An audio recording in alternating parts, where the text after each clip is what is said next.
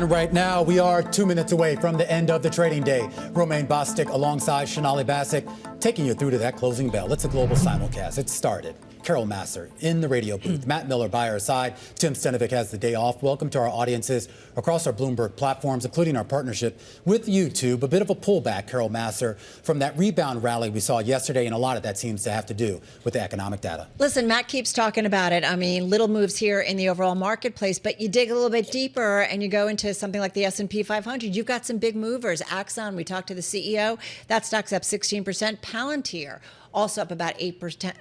So we do have some individual moves big time within the in the market. Yeah, for sure. To me, the most interesting thing today is still what I think Scarlett mentioned yesterday, that the 10-year yield dropped down, and I've been talking about this with Sonali all day as well. The 10-year yield dropped, and really the whole curve fell on Friday. It was pretty amazing to see, and now we're at 420 in a world where yields should be like 450, according to Bloomberg Economics. And yet, even with the recovery in equities yesterday, you haven't seen those yields budge. I just think it's really fascinating. I just loves 420. Yeah, it was interesting, too, because we were talking with Kevin over at Riverfront Investments, and he was kind of talking about this idea. I mean, he's a fixed income investor, the CIO of fixed income over there. They're saying he doesn't really find anything attractive right now in the fixed income space. He's underweight and basically saying that if it's under 4%, he's not getting out of bed for it. I do think it's interesting, though, that you did see even equities turn lower after that ISM data came out this morning, which is telling you that the macro is still driving this market. So this time to the downside. And we are going to get the micro here with several earnings coming after the bell with AMD, Super Micro, Amgen, Rivian, Toast, Match, as well as Mosaic and Skyworks.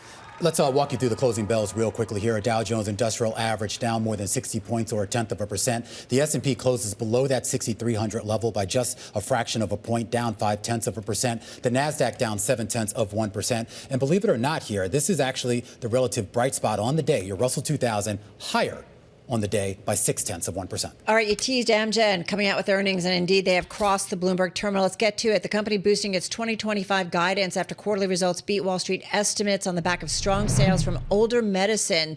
The company now expects full-year revenue of as much as $36 billion, lifted the high end of its adjusted profit guidance by 10 cents a share, and the company reporting strong sales across its portfolio. Second quarter revenue, $9.18 billion. That beat Wall Street expectations, and that's driven by sales of medicines such as Repatha, Evenity, I think it is, and Otezla. So we are seeing... I love pharma names. I know. Why do they do that to us? Whose job is that?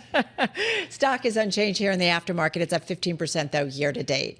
All right, let's get some other earnings. Skyworks crossing the wire, of course, primarily a supplier for iPhones and smartphones, I should say, overall. The company says that in the most recent quarter, it had revenue of $965 million. That's a beat. The street was looking for roughly $639. Adjusted EPS also beating estimates. And here's your guidance. The company says that for the fourth quarter, adjusted EPS will be $1.40 a share. The street on average was only looking for 99 cents a share. So that would be a huge beat. And you see that reflected in the knee-jerk reaction there in the bottom corner of your screen, up 7% in the after-hours trade. Pretty nice stuff. You see similarly for Amgen, they actually boosted their full-year revenue forecast to $36 billion. They initially saw $34.3 to $35.7 billion. The low end of the new range is $35 billion. So that consistency here with those upward revisions certainly coming out of corporate America in the face of tariffs. I know Matt has been talking all morning about the threat of higher tariffs on the pharma industry, in particular from the president. Yeah, I can't forget about the Sunday press conference in which President Trump reiterated he wants to cut drug costs by 1,500%, which obviously it's not possible, but especially if you're going to raise tariffs to 250%, which is what he told CNBC this morning. So Amgen, is a massive company, $160 billion market cap. Skyworks, much smaller. It's only a $10 billion company, and it's getting smaller, right? Because Skyworks has shrunk. It's lost about a quarter of its value so far this year to date.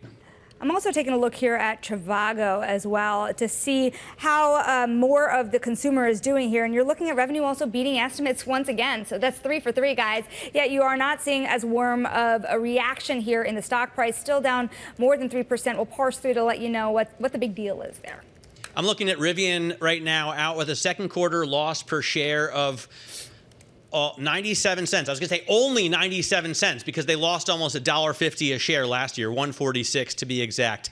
Second quarter revenue, $1.3 billion, and that actually beats the estimate of $1.28 billion. They delivered, get this, in the quarter. This is for a 3-month period. 10,661 vehicles. That's lower than they were expected to deliver with the estimate. The shares right now are down about 6%. This is a company that just started producing cars at exactly the wrong time. Remember, right in the middle of the pandemic, they couldn't get any chips, and now they've never been able to lift production more than like 50,000 a year. Well, look at that. Well, look at that 2Q production number. That was a big miss there. Less than 6,000 vehicles, Matt, and the street was looking for about 7,400.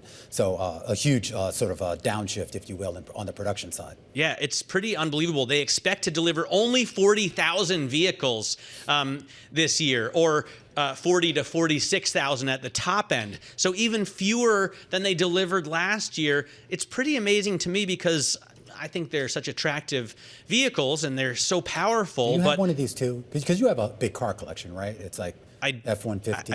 I do not have a big car collection, but I love big cars. Yeah. And Dodge, what they need to make at Rivian is a smaller, more affordable car, right? Not everybody's going to run out and pay $90,000 for an EV these days. Is a key one. Hey, all these EVs are overpriced. While you debate this, why don't we take this offline? I'm going to go back to Skyworks because that stock is up about 8% here in the aftermarket. I'm going to go again to the outlook.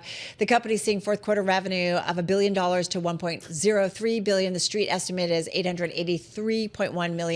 And then the company also talked about fourth quarter adjusted EPS of $1.40. The street estimate is 99 cents. So you can understand the stock's been under pressure this year, down about more than 20% year to date, but we're seeing about a 9% bump to the upside here in the aftermarket. We're also waiting here. We're watching Lucid crossing the wire as well. So speaking of vehicles, you're looking at the adjusted loss per share at 24 cents. The estimate was 22 cents, so at least EPS beating on expectations. They see full year production at 18,000 to 20,000 vehicles. They had initially saw 20,000, so they gave a new lower end of the range. And there you go. There you have it. Lucid down another 5%. Toast, of course, this is the restaurant payment platform with their earnings, 2Q revenue. Looks like it's come in at a slight beat, $1.55 billion. The street was looking for $1.52. EBITDA, the bottom line number, $161 million. The street was looking for $139 million. And the company says that hardware and its professional services also looks like a beat as well. No guidance, but you see a modest move higher in the shares.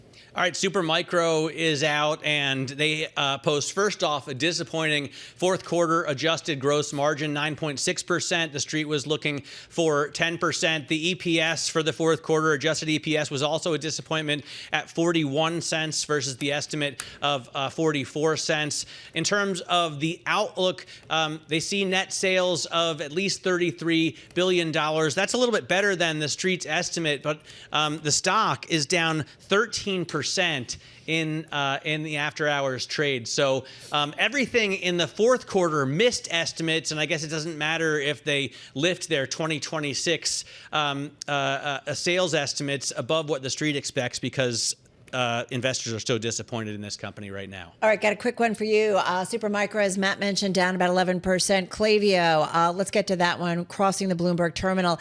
Application software company, get to the outlook, sees fiscal year revenue of $1.2 billion to $1.2 billion. So looks like no range there. The previous had been $1.17 billion to $1.18 billion.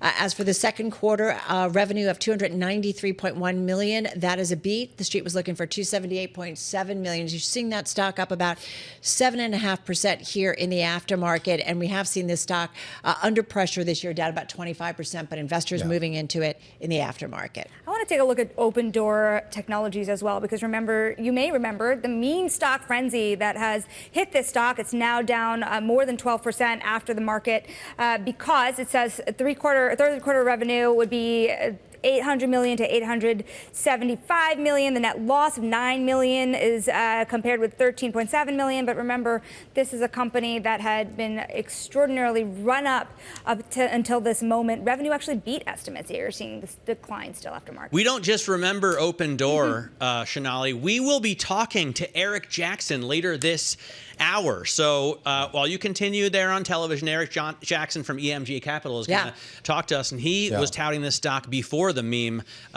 craze hit again. He's talked about Arista Networks also out with its earnings. Those shares moving higher by about 7%. The cloud networking company did beat on both the top and bottom line. $2.2 billion in revenue on the top line, 73 cents in adjusted EPS on the bottom line. And we're going to look at the services revenue as well as some of their costs here. Both of those numbers also appeared to beat estimates. All right, big drop and more earnings to come. We've got Snap coming our way, AMD still to come, and a few others that should cross the Bloomberg in just a few minutes. So we'll be trying. Arista Networks is a cloud computing company. Isn't that like Aretha Franklin's label?